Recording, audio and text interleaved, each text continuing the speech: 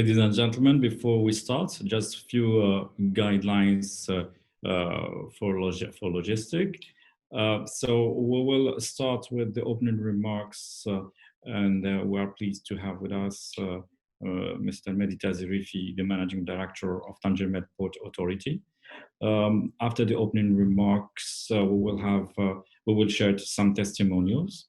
Then we're going to spend 15 minutes together walking through the presentation and the keynotes.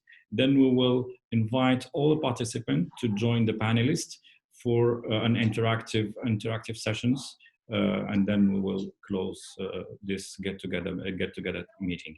So I leave the floor to Mr. Mehdi Tazirifi to share with us his opening remark.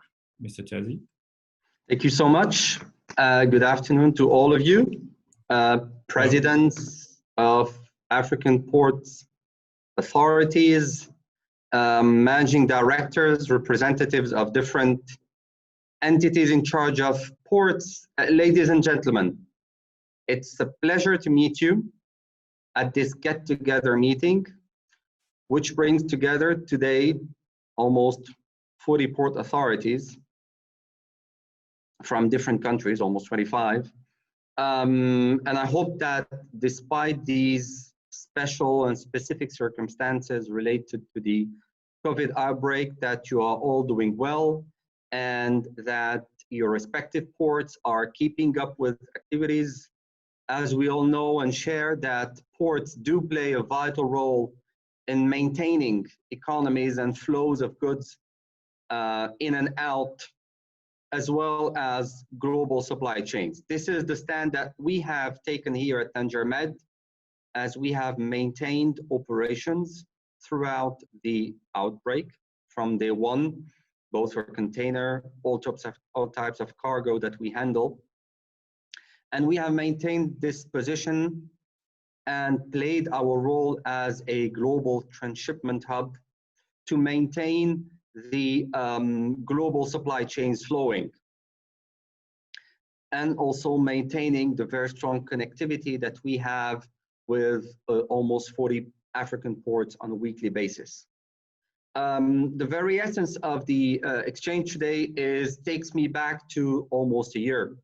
And when we, as Tanger Med, took the initiative to organize the first edition of the African Ports Forum, and concurrently with the presence of numerous port authorities, we have all taken the, we have agreed to launch an initiative called the African Ports Task Force. That was done with port authorities, also with associations. Many associations were present, associations of ports, African and international associations, to basically focus on expertise and experience sharing, but also to strengthen the ties between different port authorities on specific subjects.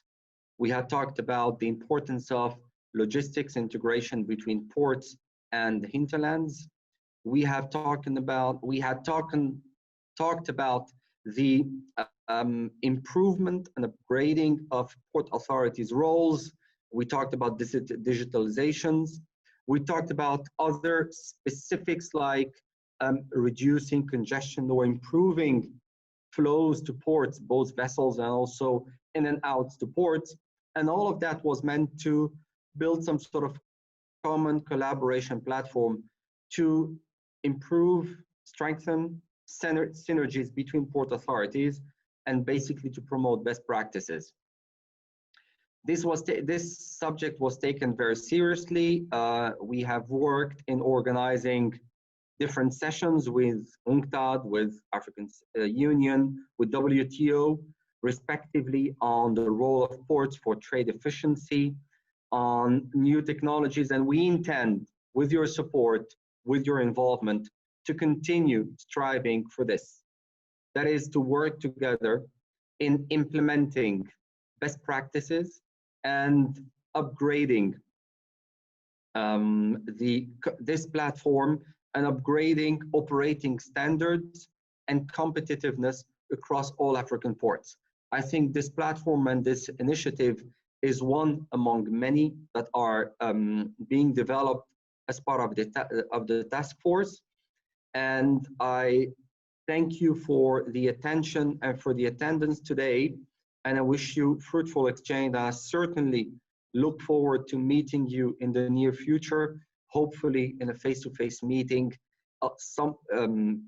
and hoping that it will be in the soonest future. Thank you.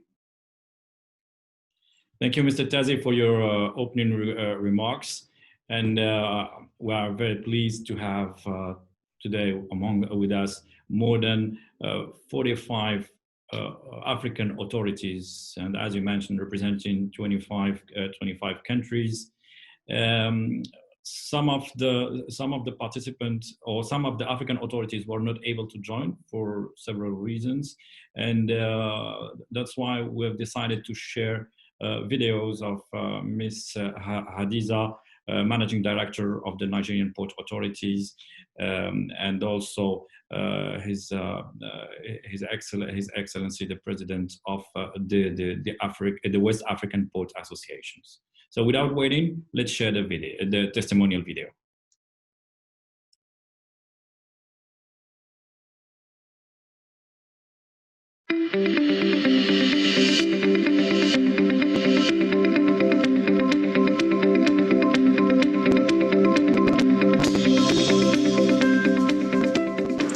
Start by thanking the African Ports Task Force for putting this session together, as well as inviting me to be a part of it. It is very important for the management of port operations in the continent to come together as frequently as possible to share ideas on how to improve on our operations and reposition our respective ports for better efficiencies. This is more so at this period when we are challenged with the COVID-19 across the continent and indeed across the whole world. Incidentally, we work in an industry which is essential to the survival of our respective economies, and we need to ensure that our respective ports remain open during the pandemic. It is therefore important for us to come together to compare notes on how we have dealt with this unprecedented situation and how we would continue to ensure that we have access within our respective operations. At the Nigerian Ports Authority, some of the initiatives we have introduced at the outbreak of this pandemic includes a rent waiver, which ensured that consignees did not have to pay outrageous demurrage for their inability to clear cargoes due to respective lockdowns across the country, and also to ensure that banks are open where consignees and agents can go and make the necessary payments for clearing their cargoes. We also ensure that the safety measures were put in place whereby all our pilots and frontline officers are provided with the necessary protective equipment, face masks and other attendant protective gear to prevent them from exposing themselves to certain aspects of the pandemic. This is also in addition to strict observance of the international protocols of berthing vessels and identification of COVID-19 cases. Talking of the future of the ports in Nigeria, my aspiration is to bequeath a well-run, efficient port system in the country. I'm also determined to ensure we put in place the respective digitization platforms that are required, the national single windows, the provision of scanners to reduce the turnaround time of vessels, and also to ensure that there's reduction in human interaction, which is directly linked with rent-seeking in our port activities. In addition, in my role as the Vice President of the African Region of International Association of Ports and Harbors, and also my role as the Vice Chairman of the IMO Facilitation Committee, I would continue to do my best to ensure the development and positioning of the maritime industry in Nigeria and also in the continent at large. I would like to thank you once again, and I look forward to an interactive session at this get-together.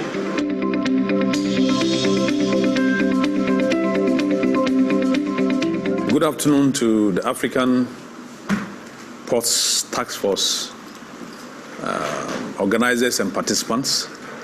My name is Michael Luguje. I'm the Director General of the Ghana Ports and Harbors Authority and the current chairman of the Board of Directors and Council of the Port Management Association of West and Central Africa. I'm grateful for this opportunity to be part of this African Ports Task Force. Unfortunately, I'll be engaged in other assignments, and therefore I wouldn't be able to join live. But I felt it important to provide this introductory remark. I just want to begin by commending the initiative of the African Ports Task Force Initiative. It's important in these times that we are supposed to find all other ways virtually to be able to still continue to meet as ports and share ideas on how to move forward. So it's a very great initiative. I wish you a very, very, very successful deliberation and forum, and look forward to what the outcome report will be that we can share among ourselves. I would wish to then address the other issues that have to do with what kind of support that will be and comfort that will be available to African ports in these times. I think every port around the world, I'm just wondering what comfort it will be. It's a global pandemic. We are all having challenges with it. We didn't expect it. It took everybody by surprise. And yet, as ports, we are compelled, because we are the gateways to our various national economies. We must remain open to ensure the economies don't collapse, for goods to move. And yet, we have to contend with the challenges. And in doing so, the ports themselves, we need to work among ourselves. If there's a need for any comfort, we need to generate the comfort within ourselves. Fortunately, the port is a conglomeration of several stakeholders, and the multiplicity of stakeholders itself is a comfort zone where we see each other as a team, working together, talking to each other, sharing ideas, looking at the protocols, looking at how we can mobilize our resources together to be able to deal with the pandemic. And I think that is a key comfort we can get. The support also comes the same way. Support will come not just material in terms of finances people are going to provide, but also understanding the need to carry the message and go and abide by the protocols to ensure that every port community member is safe, cargoes come in safely, ships that are called in our various ports are able to come in and out of our ports safely. Cargo owners are able to come into our port facilities to take delivery of their cargoes and move out into the economy, for the economy to continue to run, for governments to be able to raise the necessary revenues from tax collections, and also for our free zones to be able to function, because economies have to continue to function. Medicines must be imported. We can't say because of COVID we should go off. So the support, I would say, in countries where port authorities are lucky to be able to receive support from the government in terms of material support, that is good. But for many of us in Africa, the port authorities have to finance everything. Port authorities have to mobilize their port communities and get necessary support and cooperation from port communities to mobilize resources and then be able to provide the support. The ports associations, I am with the Ports Association of West and Central Africa. We have the Eastern and Central African Ports Association. We have the Northern African Union of Port Administrations. Of course, we can't just say because we are talking Africa, we shouldn't think about our colleagues in Europe and the Americas. All port associations, the focus in times like these is to continue to ensure that all our fundamental vision, which is to work on capacity building, to gather information, to gather intelligence, to share experience on best practices, and ensure that we are able to move forward. We are able to continue to develop our ports. We are able to continue to provide best quality services to shipping lines and to cargo. It's not truncated because of coronavirus. And therefore, the vision for PIMOCA, which I definitely believe is shared by many port associations, is to ensure that our ports remain committed and resilient and working hard and sharing experience. We've been doing a lot of correspondence, communication by email, via Zoom from various other areas, collaborating with other ports outside Africa to ensure that capacity building remains, quality service continues to improve, and at the port level, dealing with our communities, working with our port communities to ensure we are able to progress to the best of our ability. The initiative today is how do you get training still happening? And that is by online training. We haven't thrown away training completely because of Corona.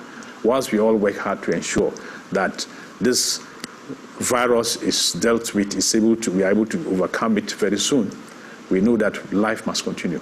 And for life to continue, all our plans and programs must also continue using all the tools, information, modern communication tools that we can use to reach out to each other virtually and continue to learn, continue to share experience. That is why I want to conclude by once again commending the African Ports Task Force for this initiative.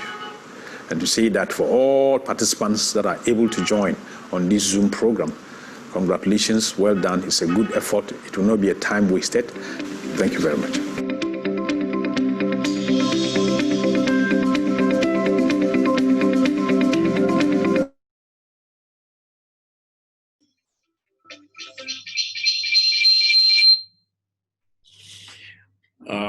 Would like to thank His Excellency Ms. Hadiza and my friend Michael for this opening remarks, and I'm very pleased to know that both were able to join, and they will also be able to share their remarks after a little presentation. So we just wants to share with you, let's say, the initiatives that we started since our last meeting in July last year, and we will go through a presentation that will highlight the major initiative that has been undertaken by the African Port Task Force, and what is also coming soon as main actions. So our last meeting took place last year in Tanger, Morocco, July 5th, and this was the initiatives on Tanger Med, and we were quite happy to, and we were delighted to have more than 26 participants representing different countries from East and Western Africa and Southern Africa as well. And we've had also the pleasure to welcome African associations and international associations who took part to this event, and who also supported the initiative of the setup of the African Port Task Force. A few words about our commitment and objectives. So the African Port Task Force is a cooperating working group gathering African ports authorities with a devoted focus on expertise sharing, knowledge sharing, capacity building.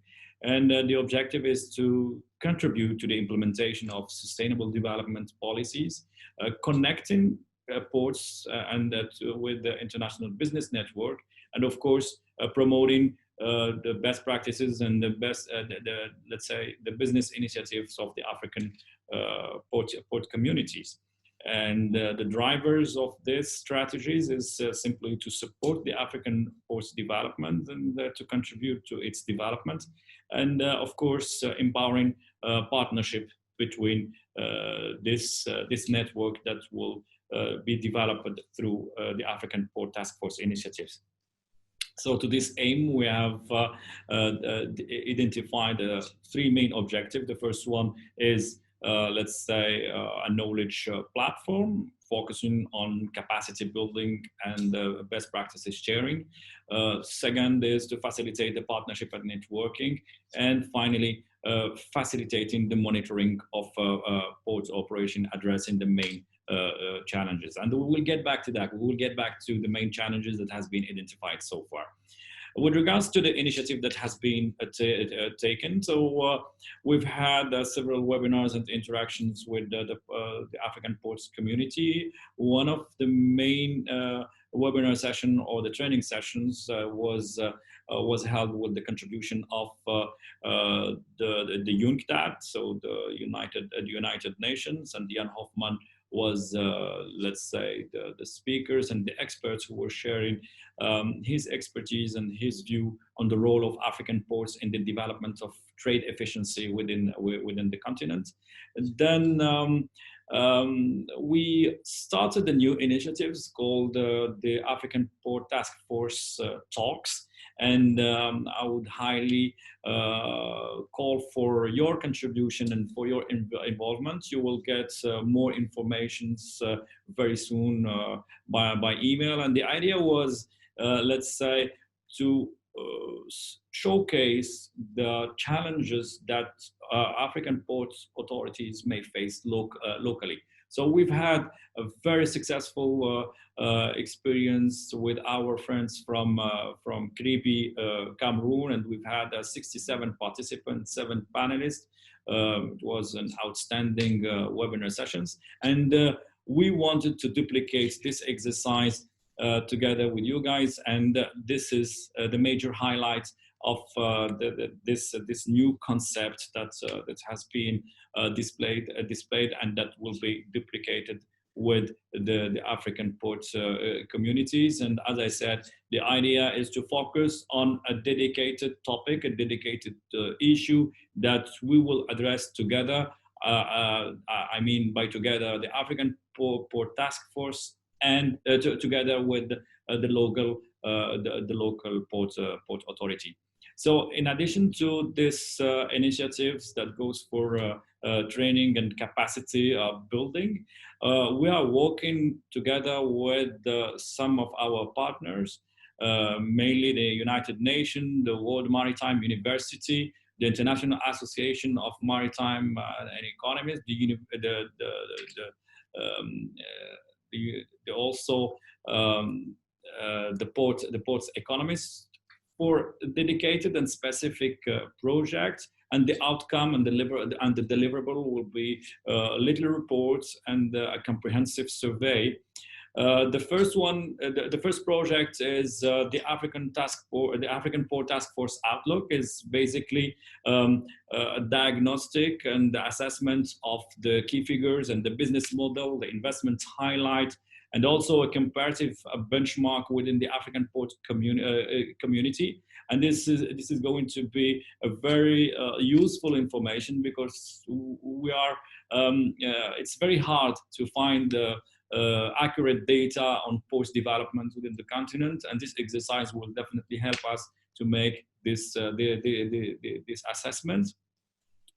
And of course, the second project goes by, let's say, the current situations with regards to all the measures that has to be taken to fight COVID-19 crisis, and there is several action that will be undertaken together with our partners in order to not only identify what are the measures and the measures that has to be taken and action that should be undertaken by the African ports community, but also identifying some key opportunities for port in order to benefit from these situations when it comes to, let's say, the changes on the value chain. And we will come back to that later on. Next, please. We are building up strong partnership with some international organizations, and of course the African Union is one of the main partners that we have, and the objective of this, or the scope of work that has been designed with our African Union colleagues, is to work on the competitiveness of the African port. And we are both involved in the organization of the AU Africa Business Forum that will take place in October this year, and we will share more information with you guys. We do have also another initiatives with the World Trade Organizations, and of course, let's say, with the guidance of His Excellency Ms. Hadiza, and also the team from the International Association for Port and Harbour. We are working on the organization of the World Port Conference that will take place next year. The main topics that we would like to address, and in the spirit of the continental collaborations that drive the African Port Task Force, involving international experts and partners. So we have identified five key main issues. The first one is the African ports in the fight against the COVID-19. And among all the challenges that countries are facing because of the crisis and because of the pandemic, the African ports are playing a sensitive role in response to the this crisis by maintaining continuity in supply chain and supporting maritime trade. And the African port authorities have deployed special measures, such as the one that has been explained by Mr. Meditaz Rifi, by Ms. Hadiza, and also my friend Michael from Ghana. And all these special measures has been undertaken to grant a business continuity plan that were implemented in order to support industrial operations, getting product to market, and granting access to raw material. So this business continuity plan consists on series of measures, preserving safety of employees while meeting the demand of the port's operators. And the global pandemic has also put the diversification of the global value chain as a center stage, involving the port community as a major stakeholder to implement innovative and dedicated policies. And the new wave of this global supply chain and the would also provide opportunities, as I said, for the African port community to expand into new fields of activities and lead to generate more traffic and more business by attracting new investment and improving trade performance. So African ports and hinterland connectivity is also one of the main topics that we want to address. And the African ports are facing some serious challenges with respect to the hinterland connections. This issues has been identified last year together during the steering committee meeting, and ensuring the mobility of freights should at least be one of the key concerns of the ports authorities, and port managers should aim at achieving an integrated system combining the use of multimodal transport and the implementation of coherent and internal consistent mobility strategy that requires a good governance in addition to economic and technological evolution. So we can set out 5 conditions and for an efficient hinterland strategy that African ports should meet. First of all is to provide sufficient capacity of the hinterland infrastructure, including the interface between the port and the hinterland itself.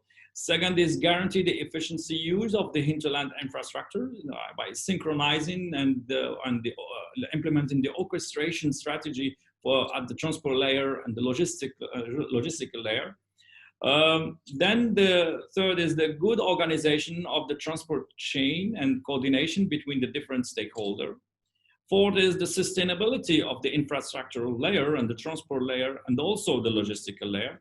And 5 is simply to deploy attractive services in terms of pricing, quality, service providers for the transport chain, terminal operators, the carriers, and so on. So many of these conditions and challenges, of course, go beyond the geographical limits of the port, but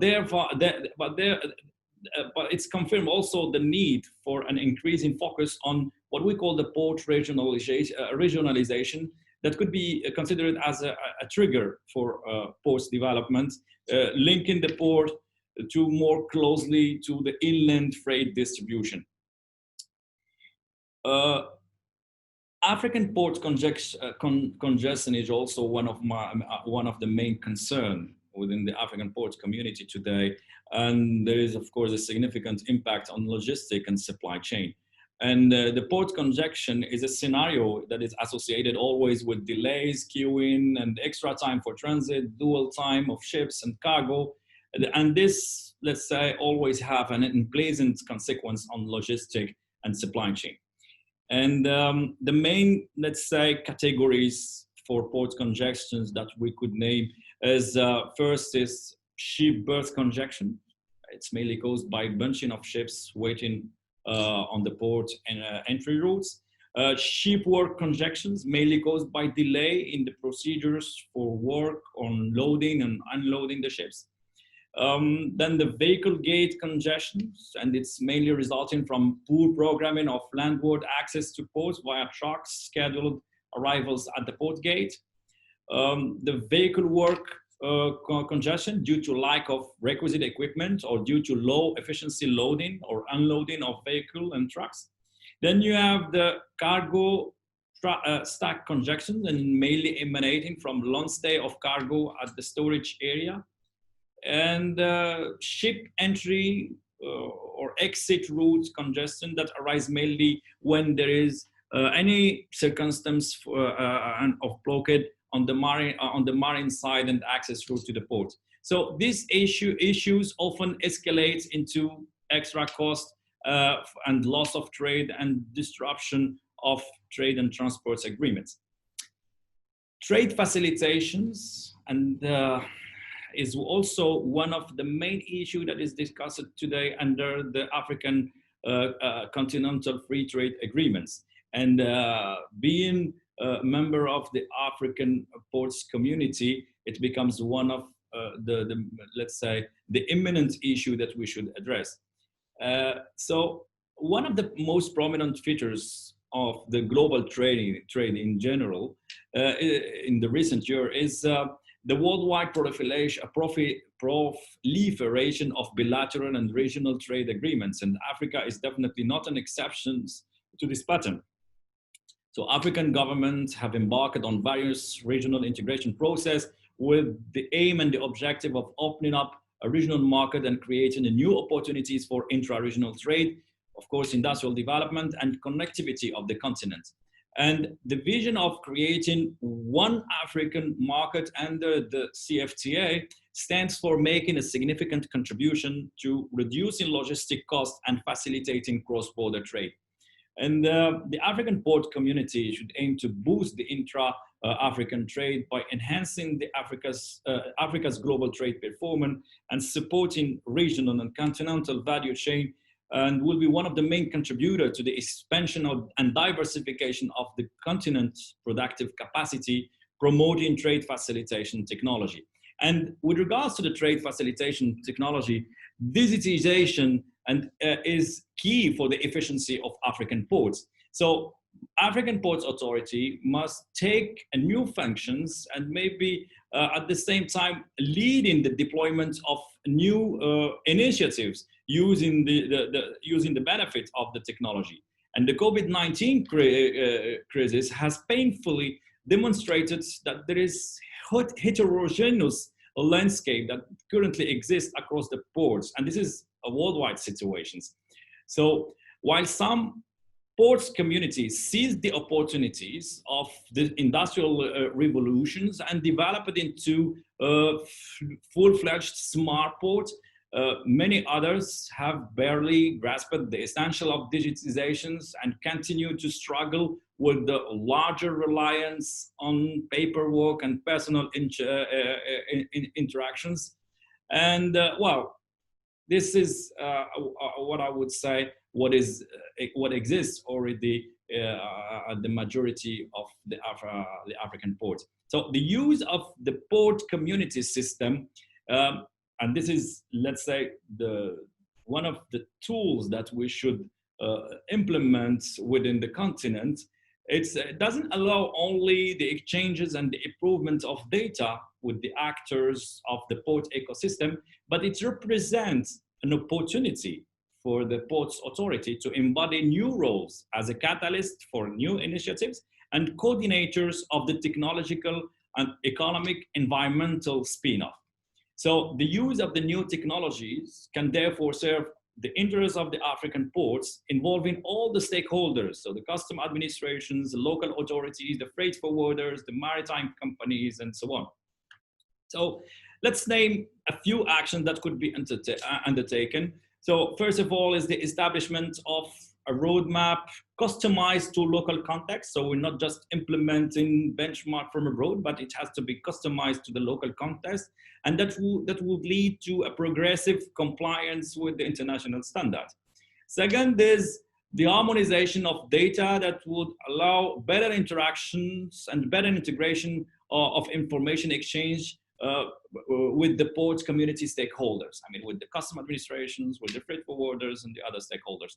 Then the introductions of the new functionalities of the port community system should be met with a clear focus on security of the data exchange flow. Last but not least, enhancing and strengthening the coalitions and partnership with the stakeholders and get them involved in the implementation of a port community system project is key, and it's very important. And there we call for, let's say, more involvement of the custom administrations, for the control bodies, and for the freight forwarders and transportation companies. Last is, of course, so the involvement of the human capital on this technological transition through the establishment of dedicated training programs. So this is it from my side. I was very happy to share with you the African Port Task Force initiatives, and I will, let's say, leave the floor now to the African Port authorities that are with us today. So give us just 1 or 2 minutes just to get everyone, let's say, included into the panelist, the panelist room to keep this interactive, this interactions between both of us.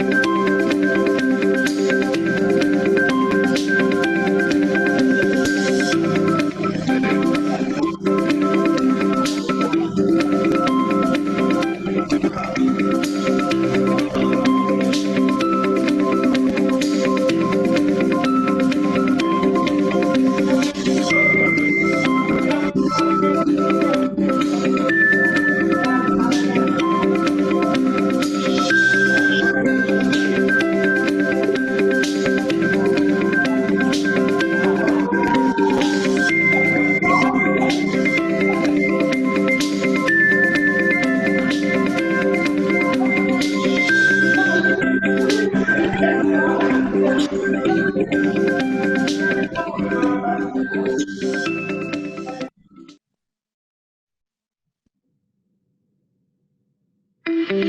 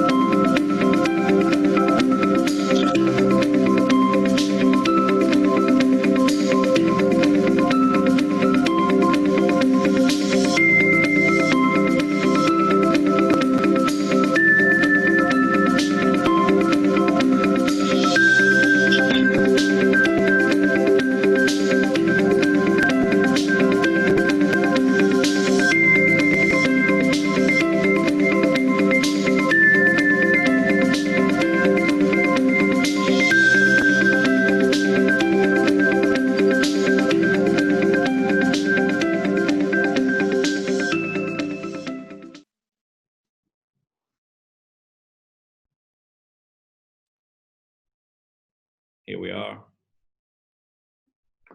So, Miss Hadiza, can you hear us?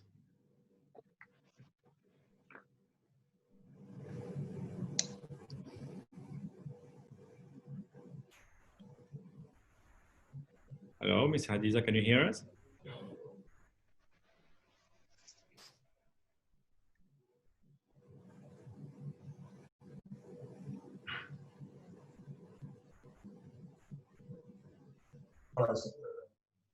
Miss Hadiza, we can't hear you.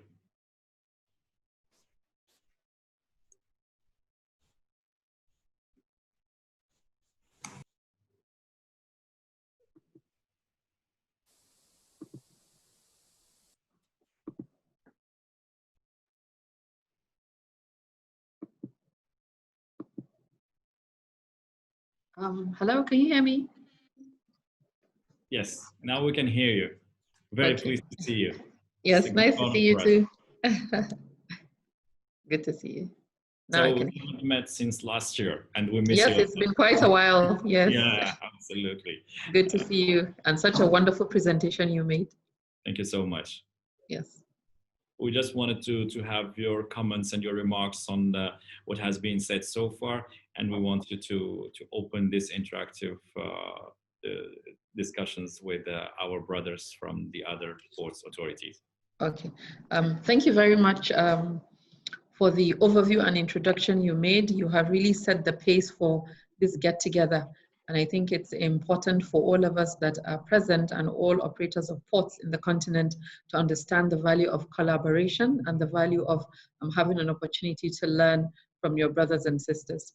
I would like to quickly speak on some of the attendant challenges that we face within our port operations and what it is that we would need from this collaboration to enable us achieve the optimal service that we seek to provide to our consignees across the board. I am VP of International Association of Ports and Harbors, so I provide that necessary coordination to convey some of the issues that we would like to see improved within our port locations, and also what learning opportunities are available outside of the continent. So I'm very excited to have this task force in place, and it would be an avenue where we can drive and see what it is that we can do within our own cluster in the continent. We have within the COVID-19 period, as you mentioned, all our ports need to remain open, and all our ports are functional because they're the gateway to our respective economies. In Nigeria, we have sustained this access. It has been challenging because, as I mentioned earlier on, where you have your port locations are open, but the whole value chain is locked down. So when people bring consignment to the ports, they're really not meant for consumption in the port locations, because they're meant for consumptions outside in factories, in other manufacturing industries, by other form of consuming networks. So when we had the lockdown across the country, those cargoes could not go anywhere. They had to be in the port locations. So in engagement with our government, we needed them to understand that while the port remains functional and operational as required, when you lock down the other aspects of the economy, it's difficult because it's a whole value chain.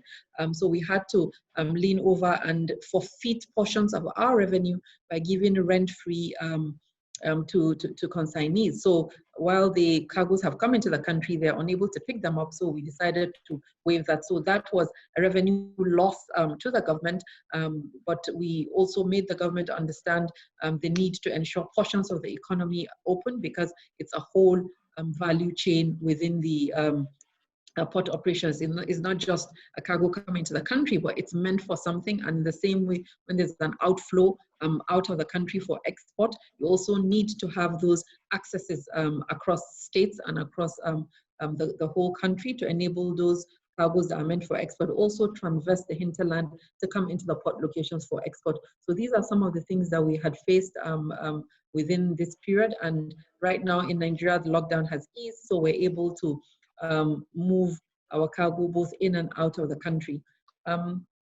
The challenge with digitization is something that we have in Nigeria, and I would like to lean on learning curves from other countries to see how we can leverage and push on ports community system, having a single windows, and all these layers of automation are what is challenging our ports when you look at the fact that it doesn't just sit, in our case, with the Ports Authority in totality, but we have the linkage with the Nigerian Customs Service that need to be the anchor and drivers of this single windows project. We've been having continuous challenges to the extent that we're at the point where the ports community system is going to go on while the customs sustain their e-customs. So those challenges are what, as I mentioned, we would like to have the learning curves of other ports authorities so that we can see how we would be able to have both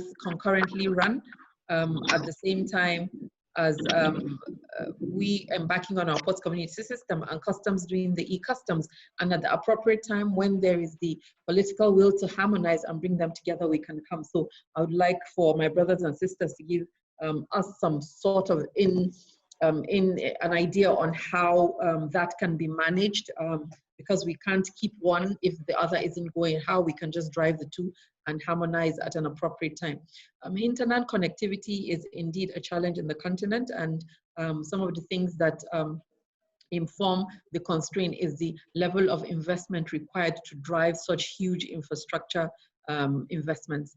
Rail project, as you all are aware, is a very high cost project that is not a commercially viable project. So these are projects that the state has to own, and rail projects are drivers and key access to for hinterland connection. Nigeria is currently embarking on a strong rail project, and one of the directives of the president is to ensure that all port locations are connected to the rail lines, and that has really gone a long way in assisting us in terms of planning, because we currently have, I would say, 90% of our cargo are evacuated by road. And the directive by Mr. President to ensure that all our port locations are connected by rail is a very exciting one. The Lagos Apapa Port and Tinkan Island are our busiest ports. The ports they handle our 70% of our cargo are currently having construction of the rail right now into the port locations. We have had marginal rail connection, but not in the volumes that are needed to have an impact. Is very marginal, literally non-existent, but there are historic rail access. But now there's a huge investment in that. The contractors are currently embarking on that construction. So the challenge is trying to find ways for countries and African countries to invest in such high value infrastructure deployments, and at the same time manage other competing needs for resources. So that's where we are with rail. We're also making a lot of headway with inland waterways. As you all know, the success of a port is having cargo evacuation using intermodal transportation system, but not relying wholly on one. So the rail connection, the inland waterways, and also the utilization of liquid pipelines for evacuation of bulk.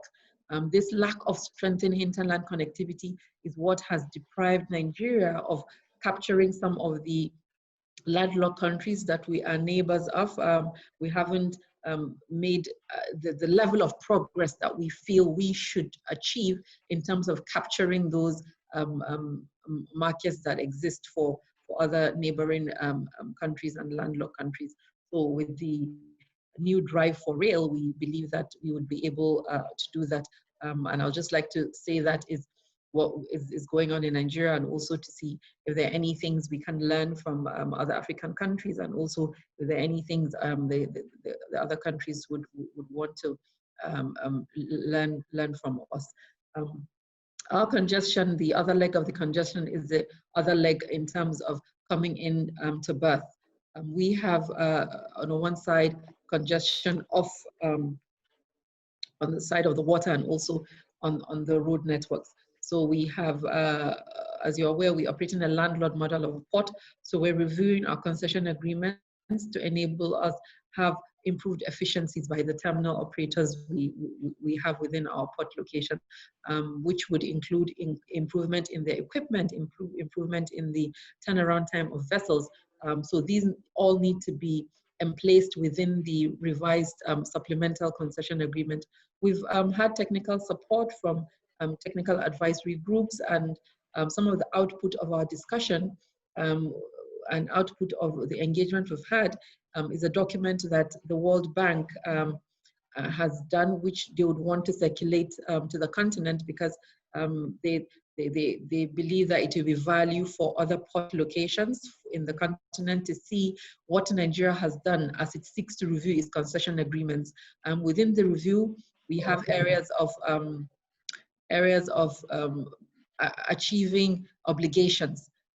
Some of the issues that we have also has to do with obligations of the government and obligations of terminal operators. So in certain instances, government too doesn't meet its obligations. So having this clarity of a matrix that addresses that immediately, where non-performance on any side of the agreement leads to a penalty or a sanctioning.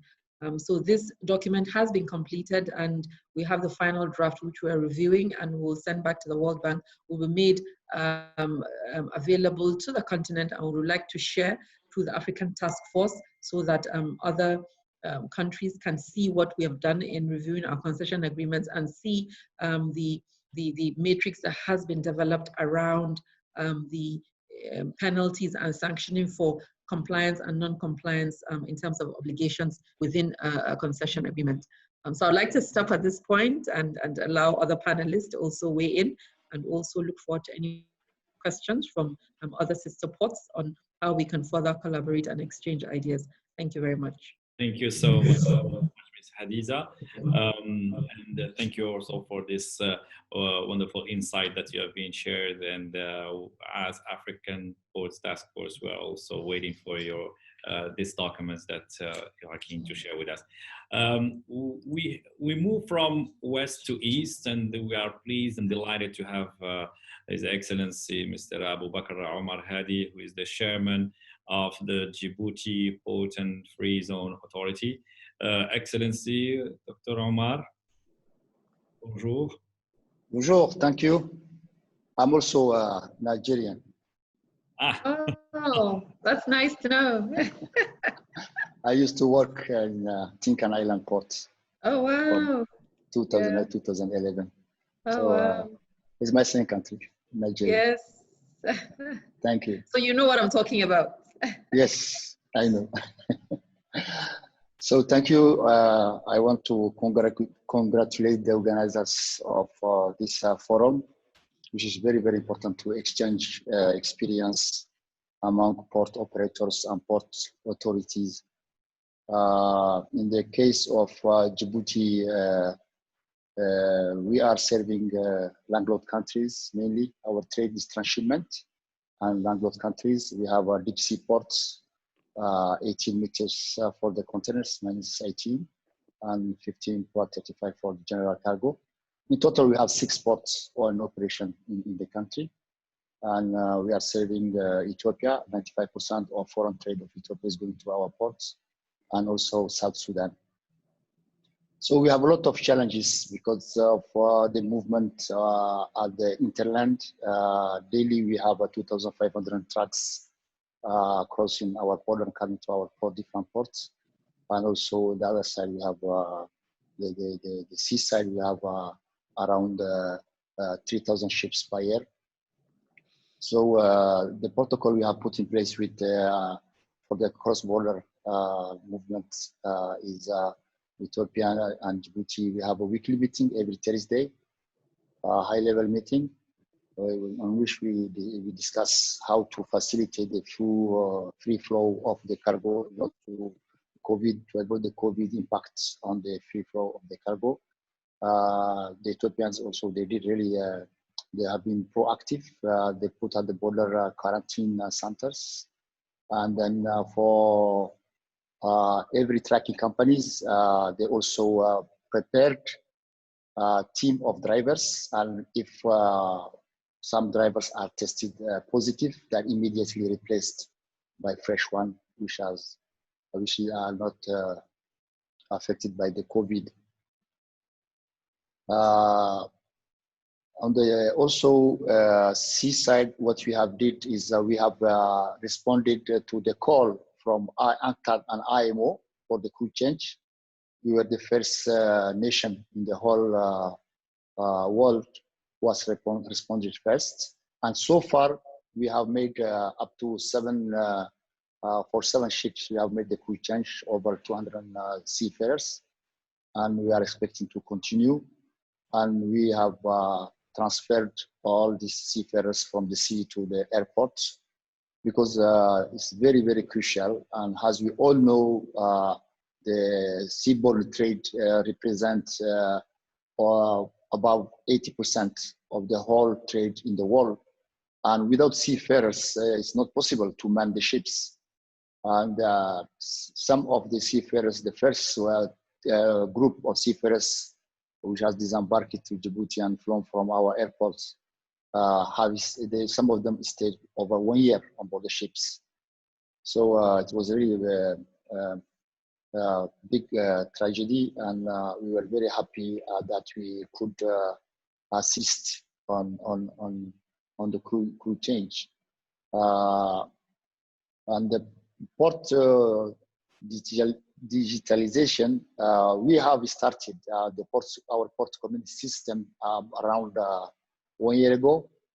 And as we mentioned, Mr. Dennis, it really shows how crucial is this with the COVID-19, with the coronavirus.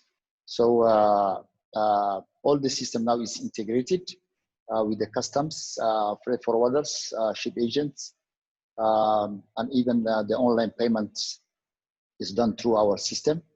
So we are trying to minimize the number of contacts, point of contacts. We have reduced the number of point of contacts from 14 to 4. And the objective is to reduce to 1, because we cannot avoid the physical collection of the cargo from the ports. But still, we planning the truck drivers and the crane operators to not be in contact. They have to stay on their cabins, and no exchange of documents. This digitalization also permit us to reduce the berth allocation from 72 hours to 1 hour to respond to the ship owners. And the TTT, the truck turnaround, we are below 1 hour. We are on average 57 minutes. So The need to address the physical and non-physical barriers on the interlands is very, very important. To connect the interlands with Ethiopia, today we have 2 road corridors and 1 railway, all operational. And we reduce also the cross-border time to 15 minutes on both direction, on each direction, sorry. The main challenge for the trade facilitation with the Africa continental free trade, as by my understanding, the main challenge is the physical barriers. Also, the non-physical barriers is very important, but the first thing we need to build is to interconnect the railways and highways in the continent. Today, the development of the infrastructure, transport infrastructure, is limited on the coastal area, and the deepest you can go to the continent is no more than 1,000 kilometers. So we need to develop, to interconnect, to allow African countries to trade more among African countries, and also to simplify the custom documentation. We need to go fast on that, and it will take less time, I think, than non-physical barriers, because the physical barriers, we need to build the physical infrastructures, road, railways, bridges, interland waterways. So we need to mobilize the funding, and also to make bankable feasibility studies to present to the financial institutions. So I think the main driver of the Africa growth is the inter-Africa trade, and it's going to continue to be in the future, because we know that Africa population is the fastest growing population in the world, and we are talking about 2050 to have a 2.5 billion population in the continent, 60% below 25 years old. So this is a very huge asset, very huge market, and the Africa middle class also is growing. So it's a huge potential for consumption in the continent. So it's very important in the free zones to produce, or the industrial park, to produce what Africa is consuming, and to limit the imports from other countries.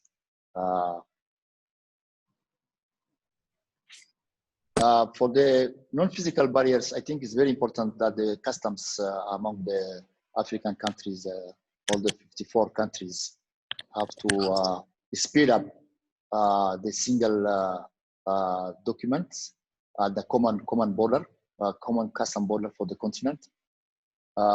We know that is very challenging, because every country wants to keep its own custom system. But we have other models. We are not going to reinvent the wheel. We have the examples of the EU. It took them very long time to agree. They are 27. We are 54. So I think the future is very bright for Africa. So thank you for the time being. I will stop there. Thank you. Thank you so much. Thank you so much, Excellency. I will now get back to Mr. Mehdi Tazirifi, the Managing Director of Tanger Med, to comment what has been said so far. Mr. Tazi.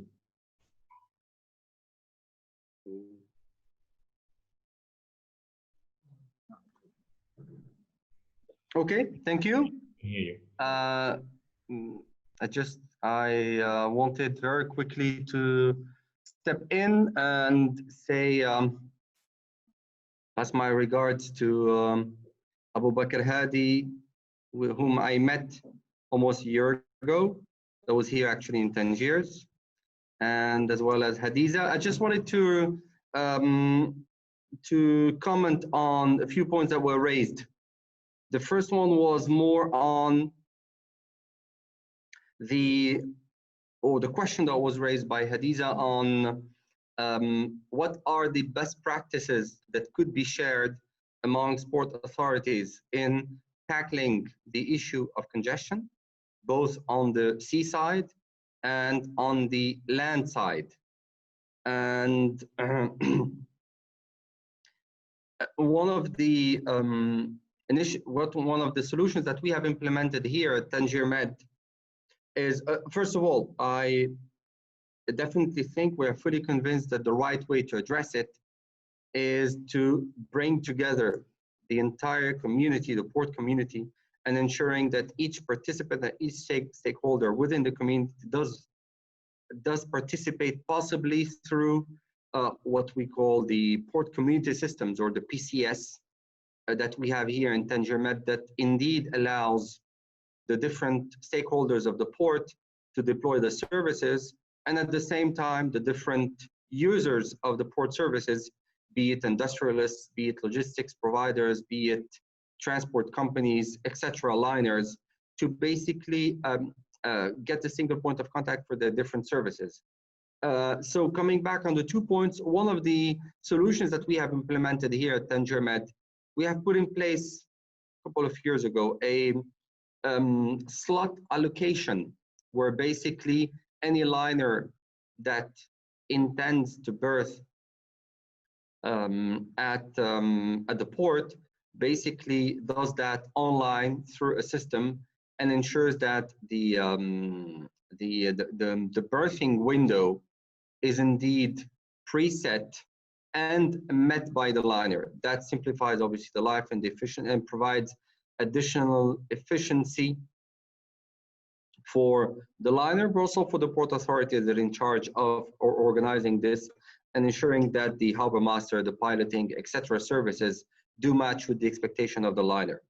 On the other side, on the land side, we have implemented a gate in, gate out system that allows for any container that is to be dropped or collected to be done based on a preset rendezvous, and that's also done in through the port community system. Now, jumping on the comment that Mr. Abu Bakr Hadi made, I think there's no doubt that one of the key successes to strive through these periods is ensuring that is digitization, and digitalization through different services, and ensuring that those services are the entire port services are made available through a digital platform. I'll just share with you one example that we have witnessed. We have as part of the solutions that we offer online payment of all the port services across our PCS, and we have seen a jump. We have almost closed for last month more than 92% of all the transactions paid of port services were done online. That has almost doubled in the last 3 to 4 months, despite the fact that the port is open, despite the fact that obviously all the services have been maintained. There's a clear shift for port stakeholders and port users of the different port services towards more online services when they are made available. So obviously the digitalization is not the only answer. I think the right organization and the efficiency of processes is also of the essence. And one of the subjects that we are proposing to tackle jointly is the subject of congestion. What are the means that could be put in place based on best practices available or yet to be put in place by and within African ports to propose different solutions to tackle the right organization of processes to ensure a reduction of congestion, both on the seaside, meaning berthing availabilities, but also on the land side. That's a very quick comment of what I wanted to add of what was said. Thank you. Thank you, Mr. Tazi. So I want to get back to Western Africa and to the Western African Associations of Ports. And we have Mr. Jean-Marie Kofi, who is the representative of, let's say, the Western African Port Association. Mr. Jean-Marie, can you hear us?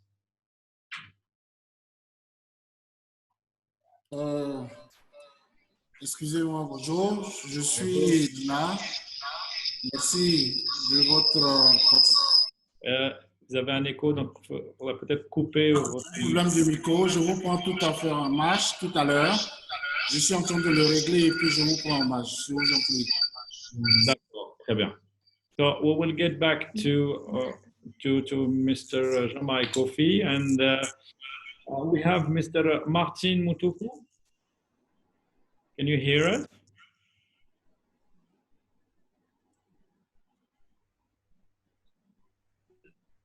Mr. Martin, representing Kenya Port Authority. Floor is yours. Yes. Right. Thank you very much, and I really appreciate being linked up with the rest of the colleagues in Africa. Just to share a little bit about KPA and what we've been able to do amid the challenges. What we've done is that because of the sort of challenges presented, having reviewed the performance over the last couple of months, we've actually reviewed our business plan to be in tune with what we anticipate to be the changes in the coming days, because we foresee the COVID challenge to continue for the maybe for the next at least 3 to 6 months. Things are not looking very good, and therefore we feel that we really have to step in and do something differently, because most of the assumptions that we had applied in our current strategic plan have totally been compromised. So I think that's one of the things that we've done. But generally, the port continues to do not so badly. But what is important to note is that over the last 4 months, we've noticed a drop in terms of our cargo throughput, up to a tune of about 10%, which is not very good. And therefore, basically, from where we sit, we've actually activated what we call a business continuity plans, so that we make sure that the impact doesn't really sway us off the totally of the target. But Chair, I think what I really want to appreciate is what you were trying to do in trying to look at the improvement of the efficiency of the ports. And I listened to your presentation earlier. I was quite impressed in terms of the things you're focusing on, the 5 things, which really are the core of competitiveness of a port.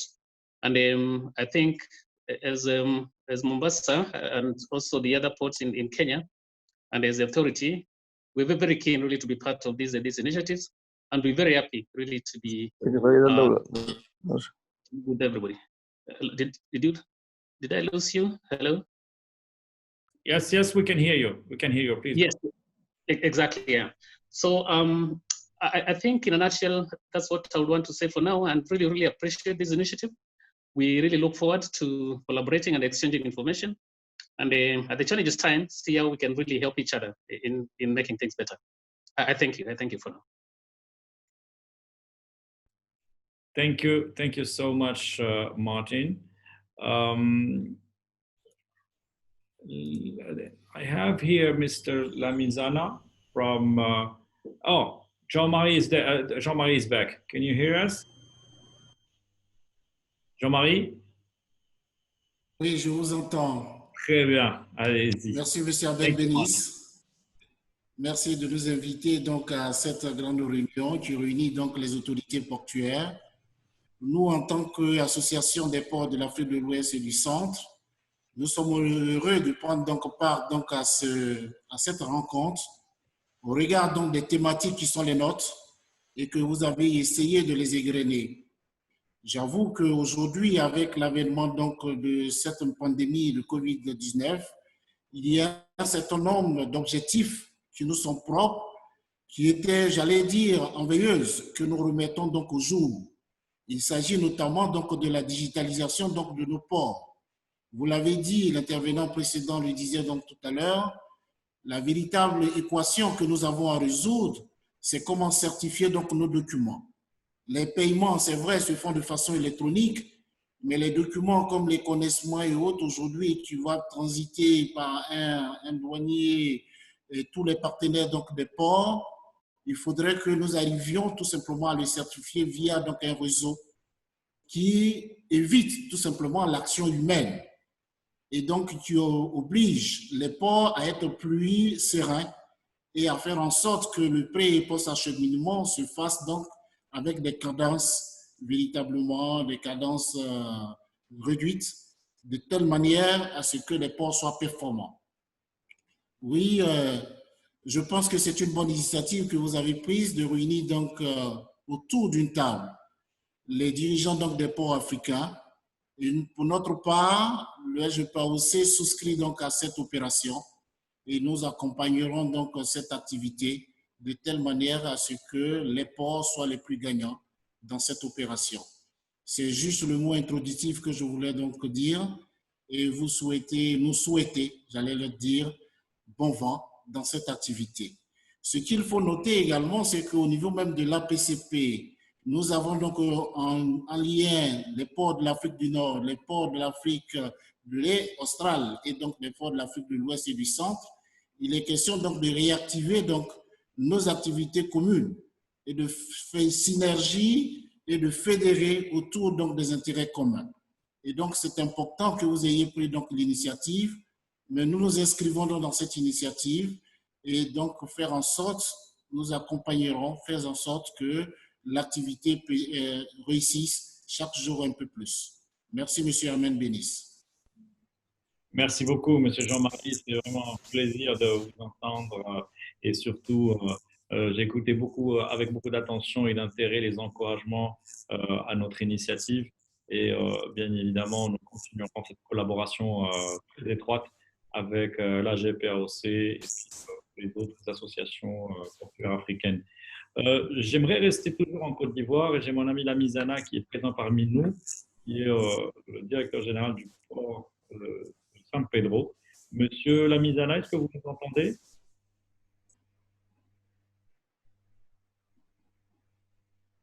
Je crois qu'il y a un petit souci. Je pense qu'il y a un petit problème de micro. So we'll move from Ivory Coast, from Western Africa to more south, and we have Mr. Alicido Lopez. Mr. Alicido Lopez, Mr. Lopez, can you hear us? From the Port Authority of Cape Verde. Hello. Well, I think there are some issues with the technology. Well, the Zoom application is quite nice, and it helps to get in touch and also to have a very good communications. But sometimes technology doesn't help. Maybe someone from Togo. Miss Cynthia Nyasimbe, are you there?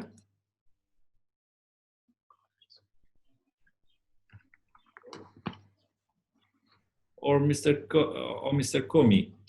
Mr. Komi is Akabi. Oh.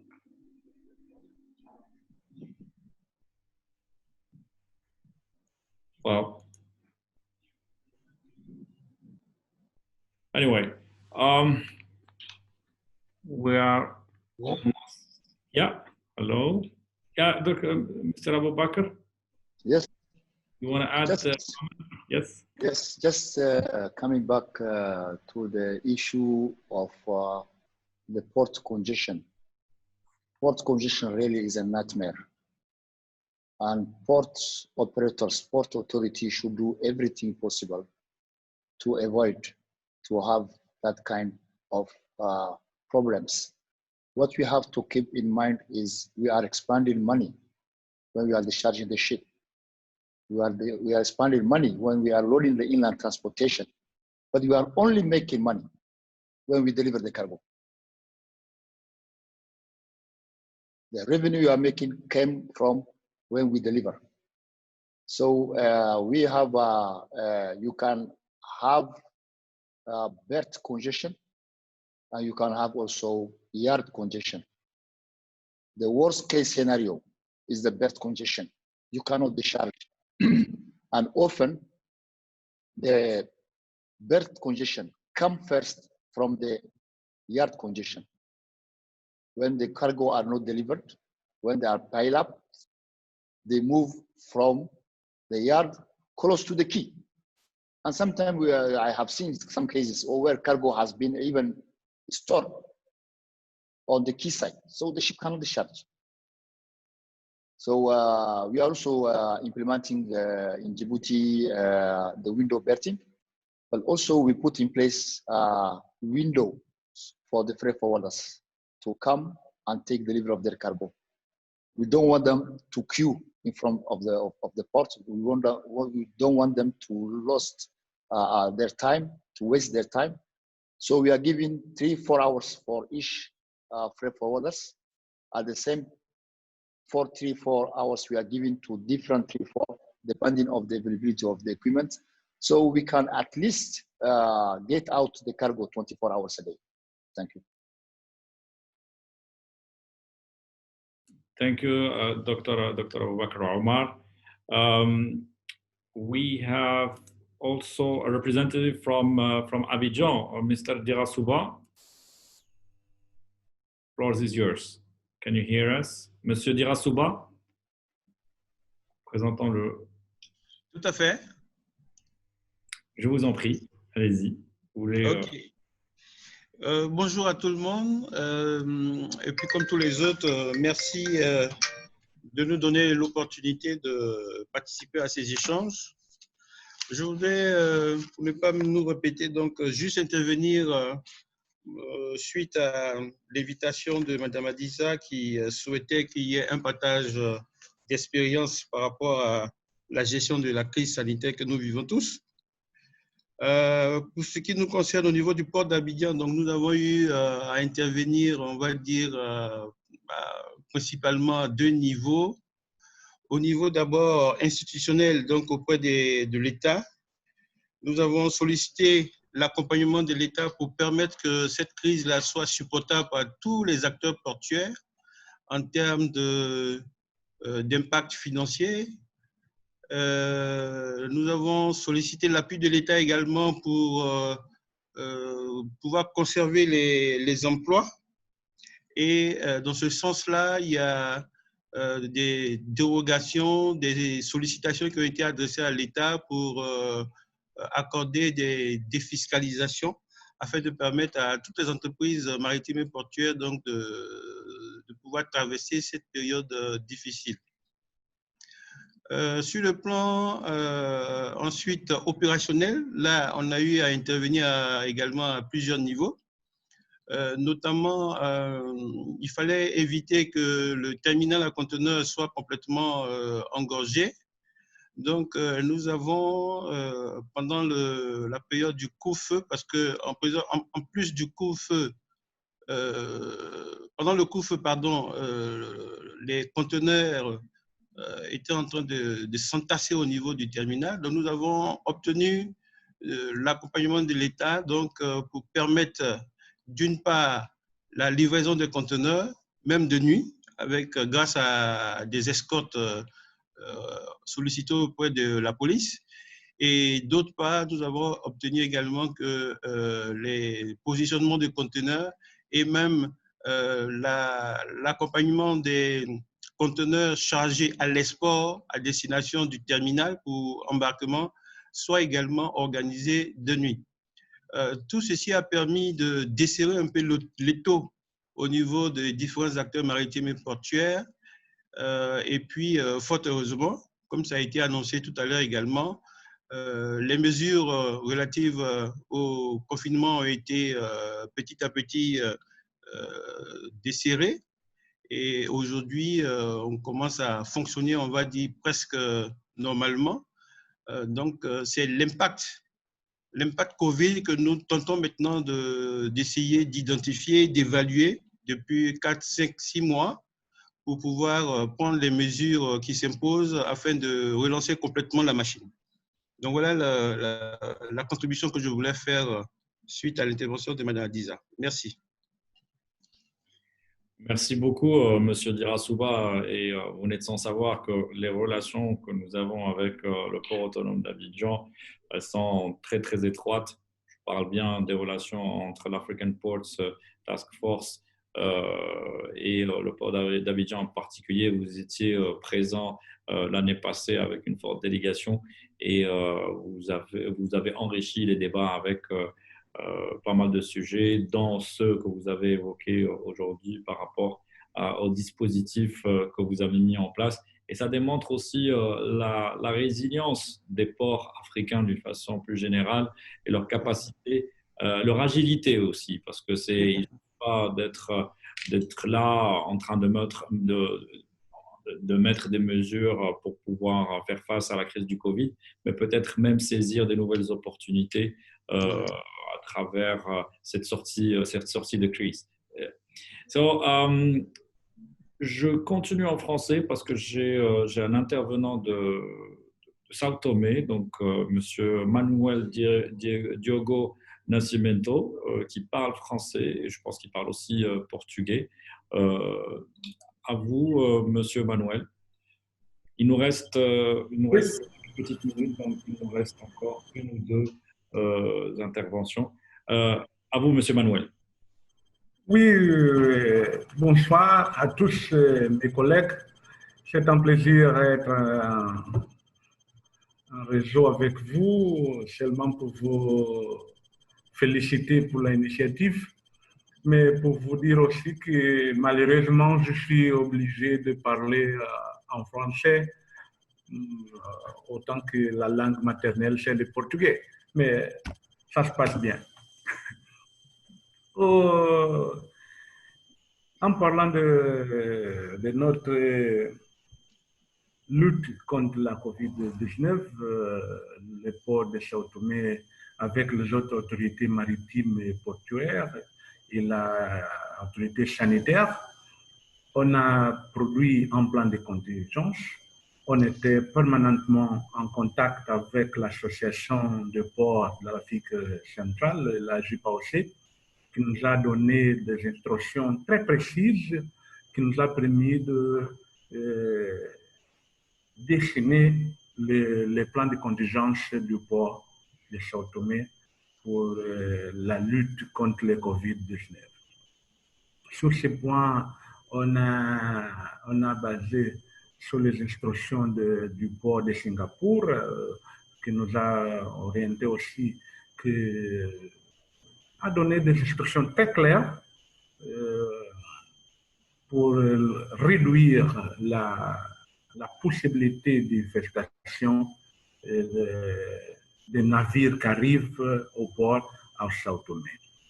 Comme vous le savez, le Sao Tomé, c'est un pays constitué par des îles, de telle façon que notre trafic, on peut dire, c'est 90% des marchandises qui arrivent chez nous, ça arrive par la voie maritime. Et le port, il a une importance très grande pour le développement, pour la vie du peuple. Ce qui se passe, c'est qu'on a tout fait en tenant compte de cette importance pour que le pays puisse être parfaitement, n'avait pas de problème de manque de marchandises essentielles. En parlant de la digitalisation, ça c'est une situation la plus heureuse chez nous parce qu'on a une plateforme unique pour la facilitation du commerce externe, de telle façon que le dédouanement de marchandises chez nous, ça peut être fait dans les 48 heures après l'arrivée des navires. C'est-à-dire, le port, la douane et les autres autorités nous tous sommes sur une plateforme qui permet de agiliser parfaitement la dédouanement des marchandises. En parlant de la congestion du port, les raisons de congestion de port à Sao Tomé, ce sont très spécifiques. Par exemple,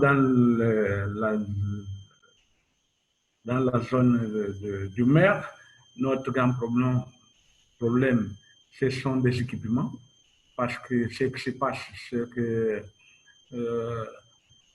les bateaux avec plus de 4 mètres de tirant d'eau sont obligés de travailler en rade. En travaillant en rade, c'est-à-dire qu'on travaille avec des barges et des remorqueurs. Et on a de grands problèmes d'équipement à ce moment parce qu'on a 3 remorqueurs que ça ne vaut pas un remorqueur.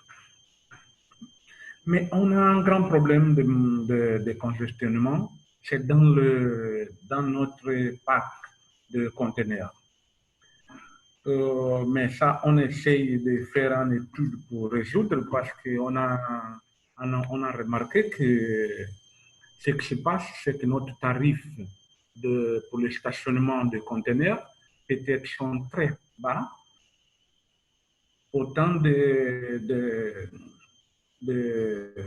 d'inviter les compagnies de transportation de laisser ici les conteneurs pendant plus de temps, pour une période très longue, qui nous met dans une situation de congestion du parc de conteneurs.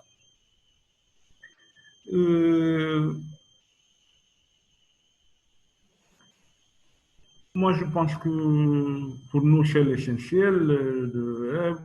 En parlant de la connectivité avec l'Interland, ça, pour vous dire que autant qu'il notre connectivité par la route sont pour la transportation routière, et en tenant compte que se traite d'un pays de 200 000, à peu près 200 000 habitants, le trafic, c'est pas assez suffisant pour congestionner notre route, de telle façon que notre marché, c'est un marché au niveau de la mesure du propre pays. Merci beaucoup pour l'invitation, mais je suis tout à fait ouvert si vous avez des questions, pourquoi pas. Merci beaucoup, Monsieur Manuel. C'est un grand plaisir de vous entendre et surtout d'avoir un retour de Sao Tomé. C'est un réel plaisir. We move to Egypt. We have Mr. Ahmed El Shazli with us. Can you hear us, Mr. Shazli? Mr. Ahmed? Wow, difficulties to connect. And I'm very pleased to have a representative from Senegal, Mr. Abdul Hamid Si. Monsieur Abdul Hamid, bonjour. Alors, je vous laisse activer votre micro. Si bonjour, Monsieur Bénis. Comment allez-vous? Ça fait plaisir de vous. Est-ce que vous m'entendez? Je vous entends très bien. Ça fait plaisir de vous. Très bien. Merci beaucoup. Merci. D'abord, je voudrais me réjouir de cette initiative que vous avez eue au niveau de Tanger. Créer une plateforme d'échange beaucoup plus large que les plateformes traditionnelles que nous avons au niveau de l'Afrique, en tout cas au niveau des ports africains, pour échanger sur leurs problématiques. Je crois que c'est une initiative que nous saluons et qui montre un peu la nécessité que nous avons d'échanger un peu nos expériences individuelles afin d'aider à disposer, en tout cas au niveau du continent, d'un système portuaire et logistique qui soit capable de concurrencer les plus grandes plateformes mondiales. Alors, mon intervention va être axée sur 3 points. D'abord sur la riposte par rapport à la COVID-19. Je crois que les expériences sont plus ou moins similaires entre les différents ports. au niveau du port de Dakar, automatiquement, nous avons subi comme tout le monde la COVID-19 et l'autorité portuaire a eu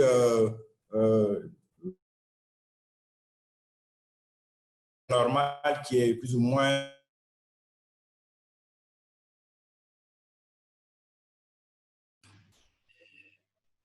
Alors, quelques difficultés de se connecter pour le Sénégal. Monsieur Abdelhamid, on ne vous entend plus.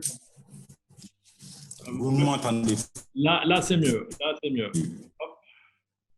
Allez-y. Je crois qu'on a perdu la connexion. Oui.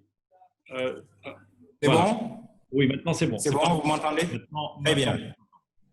Voilà, donc je disais que sur la COVID-19, le Sénégal, le port de Dakar a, comme pratiquement la plupart des ports qui ont eu à prendre la parole ici, mettre en place un système de, voilà, un plan de contingence qui permet à ce que les services portuaires puissent être contenus pendant toute cette période. Évidemment, il y a eu des moments où c'était un peu plus compliqué à cause de la politique mise en place par l'État du Sénégal, consistant à l'état d'urgence et à un couvre-feu qui réduisait un peu les échanges. Mais néanmoins, le port a pu travailler avec les autorités, en tout cas gouvernementales, pour permettre à ce que les acteurs portuaires ne soient pas tellement, en tout cas, impactés par l'état d'urgence et le couvre-feu, notamment par la délivrance d'autorisation de circuler de jour comme de nuit, en tout cas en ce qui concerne le transport interurbain. Cette mesure de contingence a pu permettre un peu de réduire assez drastiquement, en tout cas, l'impact négatif de la COVID-19, en tout cas au niveau du port de Dakar. De l'autre côté, le port a aussi, de manière globale aussi, participé à l'effort qui a été, en tout cas, en mettant en place une force appelée force COVID-19, et qui a pu mobiliser quand même financièrement un peu l'impact de cette maladie sur le port, a contribué considérablement pour justement permettre à l'État de prendre en charge un peu toutes les problématiques, en tout cas liées un peu à la relance de l'économie du Sénégal pendant cette période. En ce qui concerne la question de la congestion, je crois que c'est aussi un problème qui nous a beaucoup, en tout cas, retardé. D'ailleurs, à certains moments, nous nous sommes rapprochés un peu de Tanger Med pour un peu nous inspirer un peu du modèle qu'ils avaient mis en place pour évidemment régler la problématique de la congestion, ce qui nous a conduit à, en tout cas, mettre en place des mesures chirurgicales, je dirais, combinées avec des mesures, disons, un peu plus structurelles, afin de régler définitivement la question de la congestion au niveau du port de Dakar. Parmi ces mesures, la mise en place d'un parking gros porteur qui est déjà opérationnel au niveau du port de Dakar, avec un système de rendez-vous dont nous nous sommes inspirés des modèles qui ont été développés aussi bien au niveau de Tanger Med que du port de Cotonou, et qui nous donnent des résultats assez satisfaisants, en tout cas en cette période-ci. De l'autre côté, il y a des mesures structurelles, en tout cas qui sont en tout cas envisagées par l'autorité portuaire pour régler la problématique de la congestion, notamment la mise en place d'un port sec dont les études de faisabilité sont déjà bouclées, et le port a déjà trouvé un partenaire stratégique avec lequel il travaille pour son implémentation dans les prochains mois.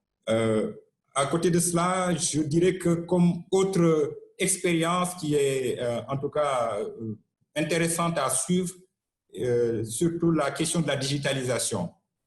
Nous avons compris que aujourd'hui, l'avenir de nos ports En tout cas, l'expérience que nous avons vécue avec la Covid-19 nous montre que la digitalisation est fortement liée à l'avenir de nos activités. Ce qui fait que le directeur général a mis en place très récemment une nouvelle structure appelée la direction digitale, chargée un peu de mettre en œuvre la politique digitale de l'entreprise. Et ça a déjà commencé. Beaucoup de processus sont en train d'être dématérialisés présentement. Et sur un autre aspect, le port est en train de travailler avec la douane, l'administration de la douane pour la mise en place d'un guichet unique portuaire, qui est un projet ancien, mais qui promet d'être bientôt implémenté compte tenu un peu de l'intelligence que les deux administrations travaillent actuellement ensemble pour justement le mettre en œuvre. Notamment la question liée un peu à la gouvernance. À ce niveau, le port et la douane ont déjà préparé un projet de décret qui va être soumis donc au président de la République pour permettre un peu de régler le problème de la gouvernance lié un peu à l'implémentation de ce guichet unique. Monsieur Abdelhamid, ce fut un plaisir de vous entendre parce que les exemples que vous avez cités sont très pertinents. C'est l'illustration de cette collaboration qu'on souhaite, nous, promouvoir au sein de la task force portuaire africaine et que nous allons tout simplement renforcer à travers toutes les initiatives que nous avons citées précédemment. Donc, je reviens à cette initiative des African Post Task Force Talks. Donc, c'est cette série de webinaires que nous mettons aujourd'hui en place. Donc, on utilise aussi la technologie pour pouvoir nous rapprocher des problématiques et des difficultés que les autorités portuaires africaines auxquelles doivent faire face tous les jours. Et le partage d'expérience et d'expertise entre les différents ports africains est une réelle richesse.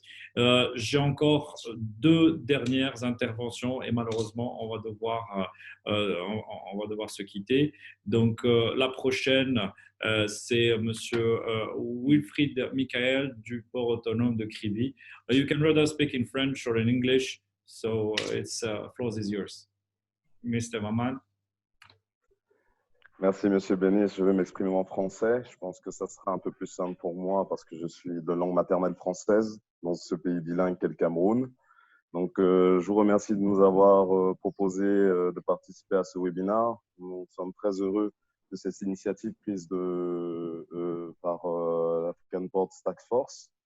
Il faut aussi savoir que nous souhaitions vous remercier au nom du directeur général du port autonome de Kribi et de nous avoir soutenus lors de l'organisation de notre webinaire il y a quelques semaines maintenant. Donc, votre apport a été significatif dans l'ensemble de nos débats.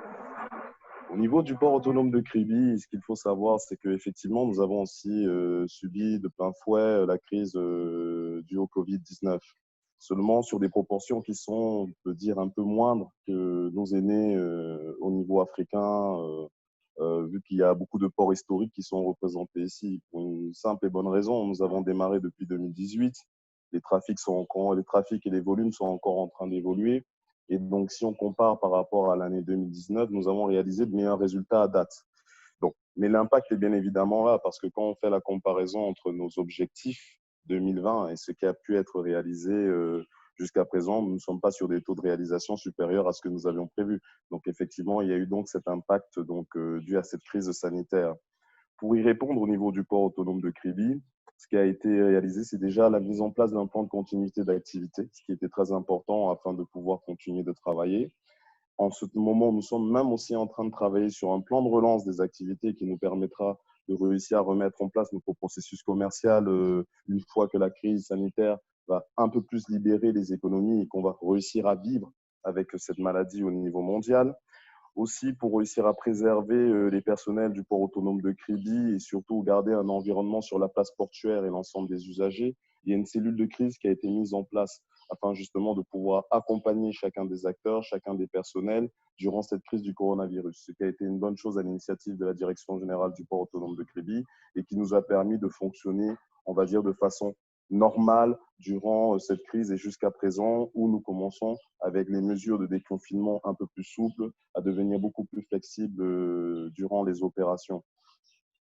Ce qu'il faut savoir aussi, c'est que si on peut trouver un bon côté au niveau du Cameroun, hein, dans la crise sanitaire que nous avons vécue, c'est qu'il y a eu un retour sur expérience et il y a eu un dynamisme dans le cadre de la dématérialisation des procédures.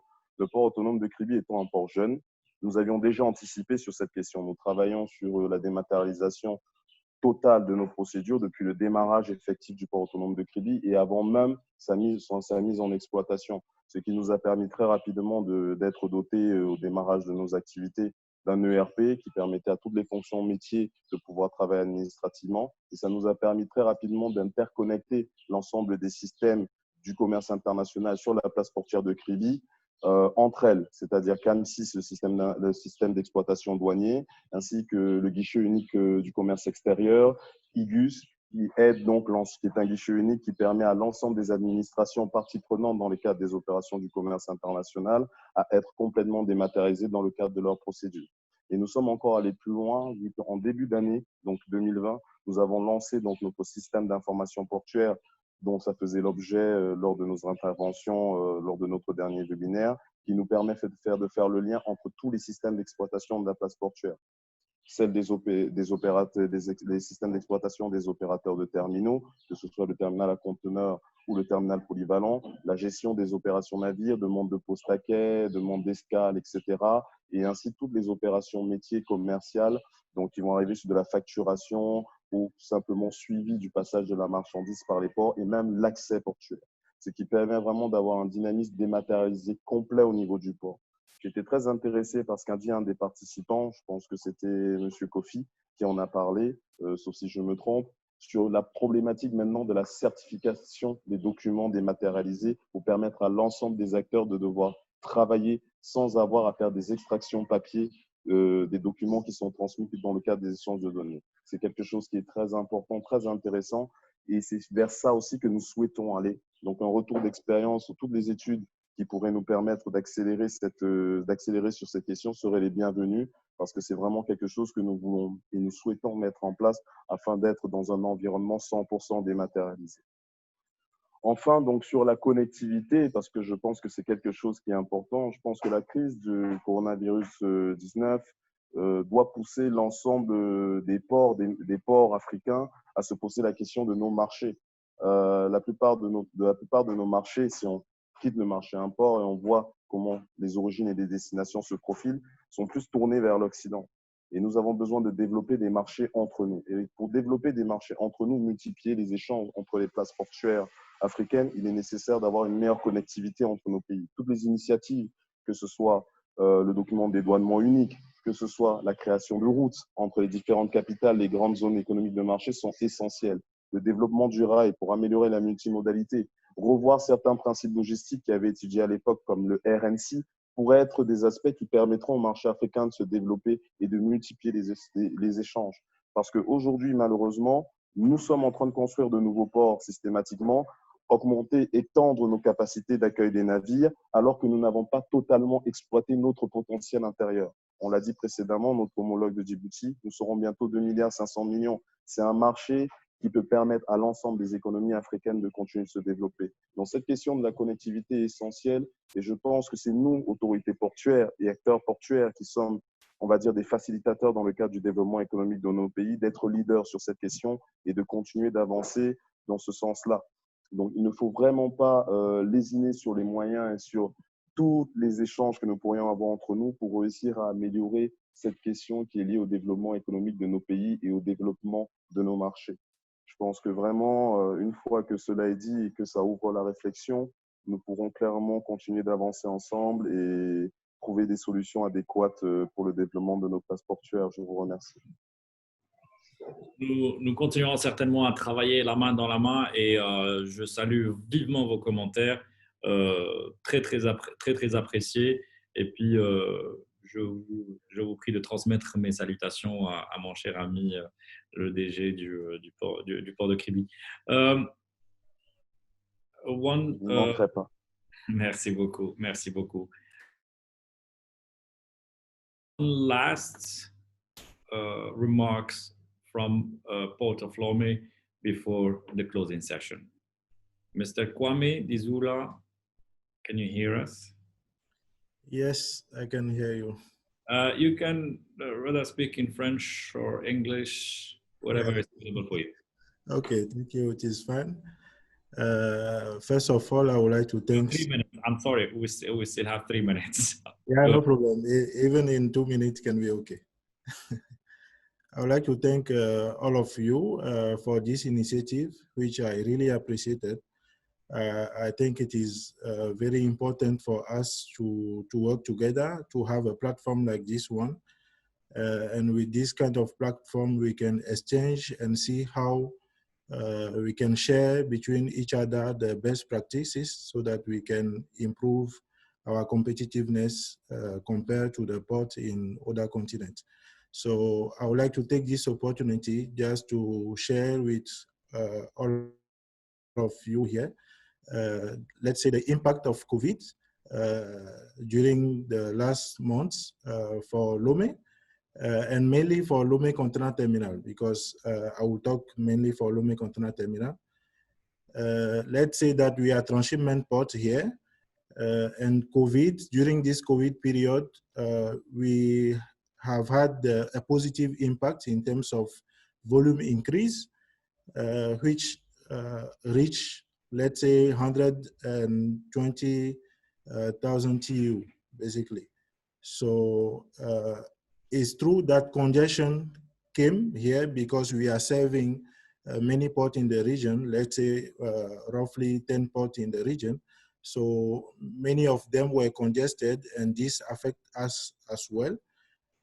But still, we have had a good volume or an increase on the volume that we have handled during these times. Also, there has been some congestion in other continents, which allow us to be working or serving South America, which we were not serving before. And then the cargo coming from South America to here, and then from here to Asia. So that one also is a good opportunity for us in terms of volume. I would like also to mention that it affects, the COVID affects the stripping activities, because here in Lomé Container Terminal we have a CFS. CFS people are exposed. So the Port Authority decided to stop for a while the CFS activities. So it affects also our customers, but not that much basically. I would like also to mention the documentation, which is an issue that we usually face with other port, the side port, the neighboring port, because of the short sea. If the vessels are coming for 6 hours or 8 hours from the port to here, there is no much time to prepare the documentation from the port there. So by the time the vessel is already here, you don't have this documentation in order to prepare your yard and in order to have a good performance on the vessels. So I think by this platform, we can see how best we can exchange so that we know our difficulties, and then from there we can see how we can sort them out in order to maintain a good performance in each port.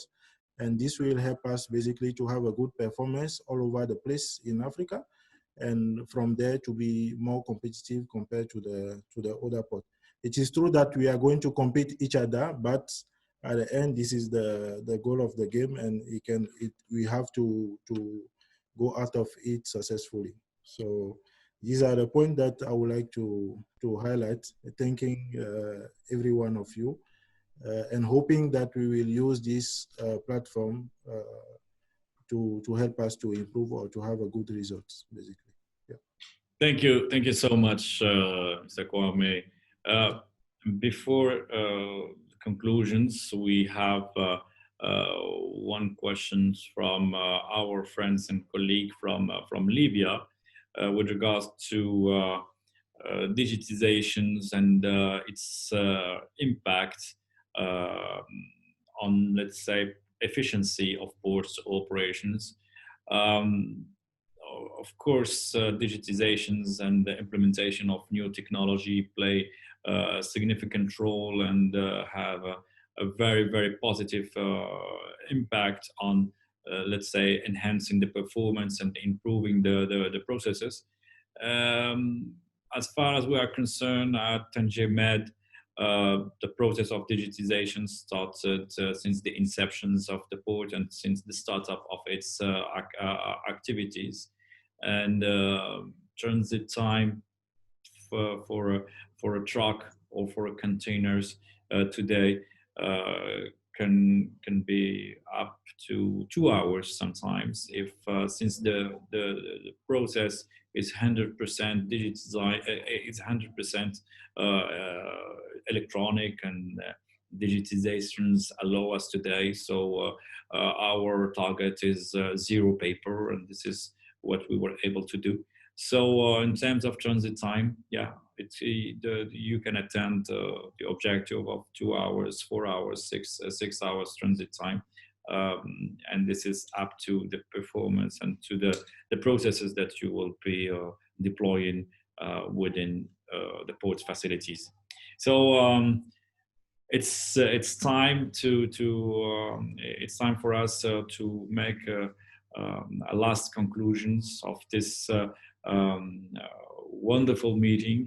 I was amazed to share this remark and these comments, and we were also we were also all involved in the discussions. We were at a certain point of time. We were close to be 60 participants, 47 African authorities representing 28 African countries and not 25.